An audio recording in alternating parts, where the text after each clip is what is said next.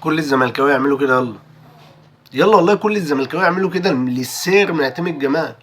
احسن مدرب موجود في مصر حاليا، 7 انتصار على التوالي في الدوري مع فريق عنده 12 ايقاف قيد، مفيش فلوس في النادي، الراجل ذات نفسه ما بياخدش فلوس، اللعيبه ما بتاخدش فلوس، ومخلي اللعيبه كلها تلعب، وبيشارك الشباب في كل ماتش وبيخليهم اساسيين في الملعب، على عكس منافسينه كلهم اللي فريقه معاه فلوس الدنيا وبيجيب له اللعيبه اللي هو عايزها وكل المراكز والاجانب وي وي وي. الراجل ده عامل البدع بالفرقه اللي موجوده في الزمالك دلوقتي، ما بالك لو القيد اتفك والراجل ده خد اللي هو عايزه، هات لي كذا وهات لي كذا وهات لي كذا، هيعمل ايه في الدنيا؟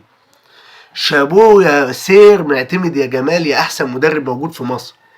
شابوه ليك والله اللي انت خليت الزمالك يرجع ينافس تاني ويرجع يلعب كوره تاني، بجد والله شكرا ليك من كل قلبي، انت اهم واحد في المنظومه ده بعد ربنا. كابتن معتمد جمال هو السبب في ان الزمالك يبقى متصدر الدوري دلوقتي.